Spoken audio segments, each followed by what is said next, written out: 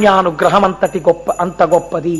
అది రక్షణనిస్తుంది, అది జ్ఞానమిస్తుంది, అది వంశాన్నిస్తుంది, అది ఐశ్వర్యం ఇస్తుంది, అది భయంకరమైనటువంటి రోగాల్ని కూడా తీసేస్తుంది. అందుకే తస్మాత్ ప్రధాన పరిపూరిత భక్త కామ శృత్యాగమ ప్రణవవాచ్య నిజస్వరూప వల్లీశనాథ మమ దేహి కరావలంబం అంటూ నిత్యాన్నదాన నిరతాఖిల రోగహారీన్ తస్మాత్ ప్రధాన పరిపూరిత భక్త కామ అని అడుగుతాం కదండి.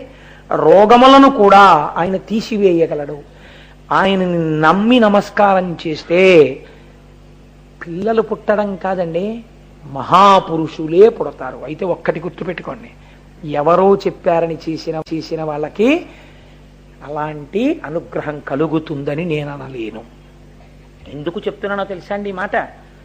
అది మామూలుది కాదు. వంశాభివృద్ధి అంటే అది కలగడానికి ముందు యజమానికి విశ్వాసం ఉండాలి. విశ్వాసము చేస్తున్నటువంటి కార్యమునందు ప్రతిఫలం. రామస్వామి దీక్షితులని ఒక మహానుభావుడు ఒక ఆయన మన దక్షిణ భారతదేశంలో ఉండేవారు. ఆయన భార్య గారి పేరు సుబ్బమ్మ గారు. వారికి వివాహం అయిపోయింది. వివాహం అయిపోయిన తరువాత 40 సంవత్సరములు పిల్లలు కలగలేదు. అంటే ఇంకా అసలు పిల్లలు కలగడానికి యోగ్యమైన వయస్సుని వాళ్ళు దాటిపోతున్నారు. ఇటువంటి సమయంలో ఆయనకి సుబ్రహ్మణ్యేశ్వర స్వామి వారి మీద ఎక్కడ లేని విశ్వాసం కలిగింది. ఆయన వంశమును నిలబెట్టగలడు, పుత్ర సంతానం ఇయ్యగలడు అని నమ్మి ఈ రామస్వామి దీక్షితులు సుబ్బమ్మ గారు కలిసి వైద్యనాథ క్షేత్రానికి వెళ్ళి అక్కడ ఉన్నటువంటి ముత్తు సుబ్రహ్మణ్యేశ్వర స్వామిని ముద్దు కుమారస్వామి అని పిలుస్తారు. అక్కడ ఆ ముద్దు కుమారస్వామి బాలాంబిక అని పిలుస్తారు వల్లీదేవసేనల యొక్క స్వరూపాన్ని. ముద్దు కుమారస్వామి బాలాంబికల్ని 40 రోజులు దేవాలయంలోనే ఉండి సేవించారు. సేవిస్తే ఆవిడ గర్భం ధరించింది. గర్భం ధరిస్తే సుబ్రహ్మణ్యేశ్వర స్వామి వారు అనుగ్రహించారు అని వారి ఇంటికి వచ్చారు. ఇంటికి వచ్చిన తర్వాత బిడ్డడు పుట్టాడు. పుట్టిన తర్వాత ఆ పిల్లవాడికి ఆ వైద్యనాథ క్షేత్రంలో ఉన్నటువంటి పేరే ముద్దు కుమారస్వామి అని వాళ్ళు పేరు పెట్టుకున్నారు. వాళ్ళ ఇంటి పేరు చివర దీక్షితులు అని ఉంటుంది కనుక ముద్దు కుమారస్వామి దీక్షితులు. ఆయన ఒకరోజు రామస్వామి దీక్షితులు నిద్రపోతున్నారు. నిద్రపోతుంటే బాలాంబిక ఆయనకి దర్శనమిచ్చింది. దర్శనమిచ్చి తన మెడలో ఉన్నటువంటి ముత్యాలహారాన్ని తీసి నీ భార్య కడుపున పుట్టినది, నీకు కొడుకుగా ఉన్నది నా భర్త రూపమైన ముత్యమే, ఆ ముత్యమే నీ ఇంటి ముత్యంగా ఉంది. ఇప్పుడు వాడే సుబ్రహ్మణ్యుడు నీ కొడుకుగా నడయాడుతున్నాడు లోకంలో. కాబట్టి ఇదిగో ముత్యాలహారం ఇస్తున్నాను, ఆ పిల్లవాడి మెడలో వేయమని తన మెడలో ముత్యాలహారం తీసి ఆయనకి ఇచ్చింది. కలేమో అని కళ చూసుకుని తెల్లబోయి లేచారు. చేతిలో ముత్యాలహారం ఉంది. కొడుకు మెడలో వేసి తమిళంలో ముత్తు అంటే ముత్యం, ముద్దు కుమారస్వామి దీక్షితులు ముత్తుస్వామి దీక్షితులు అయ్యారు. ఆయనే సంగీత త్రయంలో శ్యామశాస్త్రి, త్యాగరాజు, ముత్తుస్వామి దీక్షితారు. ఆయనే మహానుభావుడయ్యాడు ముత్తుస్వామి దీక్షితారు. ఆ మహానుభావుడికే చిదంబరనాథ శాస్త్రి అన్న పేరుతో శంకరుడే గురువయ్యాడు. ఒక రోజున ఇంటికి వచ్చి వీడిని కాశీ తీసుకెళ్లి సంగీతం నేర్పుతానన్నారు. కాశీ తీసుకెళ్లి పాదుకాంత దీక్ష ఇచ్చారు. గొప్ప శ్రీ విద్యోపాసకుణ్ణి చేశారు. చేసి 3 సంవత్సరములు సంగీతం నేర్పారు.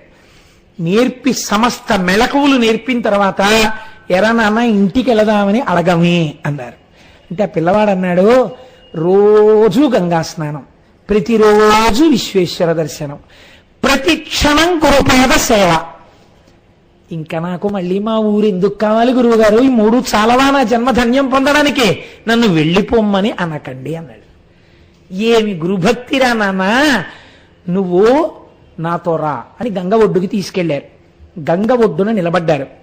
ఆయన ఒక్క సంకల్పం చేసి, నీవు నడుచుకుంటూ రోజు స్నానం చెయ్యడానికి గంగలో ఎంత దూరం వెడతావో అంతకన్నా కొంచెం ముందుకు వెళ్ళు. నీ కాలికి ఏది తగులుతుందో దాన్ని చేతులతో పైకెత్తి ఇలా పట్రా అన్నారు. ముత్తుస్వామి దీక్షితారు లోపలికి వెళ్ళారు. కాలికి ఏదో తగిలింది.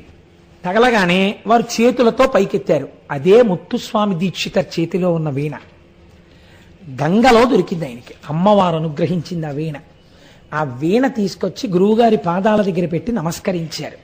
ఒరే, నువ్వు సుబ్రహ్మణ్యావతారానివి, ఆయనే పరమశివుడు చిదంబరనాథ శాస్త్రి గారిగా వచ్చి ఉపదేశం చేశారు. అమ్మ అనుగ్రహం కలిగి నీ చేతి వీణ అయింది. నాన్న నీలాంటి శిష్యుడు కలిగాడు, నా జన్మ ప్రయోజనం నెరవేరింది, గంగా స్నానం చేసి వస్తానని లోపలికెళ్ళి మునిగారు. ఇక పైకి రాలేదు. రాకపోతే అక్కడ చుట్టుపక్కల ఉన్న వాళ్ళని తీసుకెళ్లి గంగలో వెతికితే చిదంబరనాథ శాస్త్రి గారి శరీరం దొరికింది. అప్పుడు ముత్తుస్వామి దీక్షితర్ గురువు గారికి మిగిలిన కార్యాన్ని పూర్తి చేసి సొంత ఊరు వచ్చారు. చిత్రం ఏమిటో తెలుసా అండి, ఒక్క కచేరీ కూడా చేయకముందే ముత్తుస్వామి తిరుత్తని వెళ్ళారు. తిరుత్తని వెడితే ఆయనకి సుబ్రహ్మణ్యేశ్వర స్వామి వారి యొక్క గొప్ప క్షేత్రం తిరుత్తని. ఆ తిరుత్తని క్షేత్రానికి వెళ్ళి మా అమ్మ 40 రోజులు నమ్మి గుళ్ళో ఉపాసన చేసింది. నేను పుట్టాను 40 రోజులు నేను రోజు ఇక్కడ కీర్తనలు చేస్తానని కీర్తనలు చేశారు. ఎప్పుడైనా వీలైతే ముత్తుస్వామి దీక్షితర్ కీర్తనలు ఉంటాయండి సంస్కృతంలో, ఏమి కీర్తనలో వాటికి ఒక్కసారి సంగీత సాహిత్య సమ్మేళనం చేసి నా జన్మ ధన్యం చేసుకోవాలనుంది.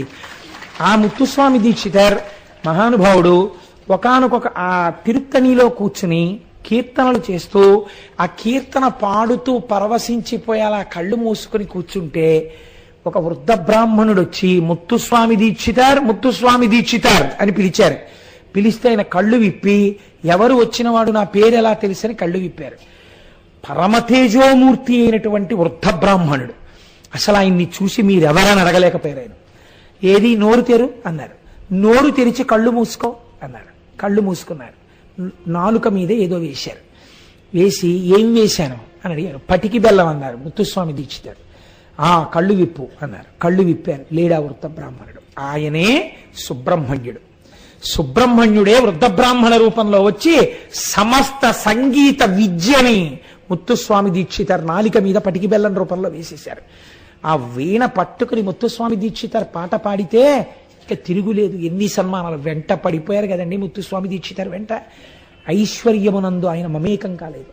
ఈ చేత్తో బుచ్చుకుని వెంటనే దానం చేసేసేవారు. ఒక స్థితిలో ముత్తుస్వామి దీక్షితారు ఏ స్థితికి వెళ్ళారో తెలుసా అండి, ఇంట్లో భార్య వంట చేయడానికి గుప్పెడు బియ్యం లేవు, శిష్యులకి కూడా అన్నం పెట్టారు.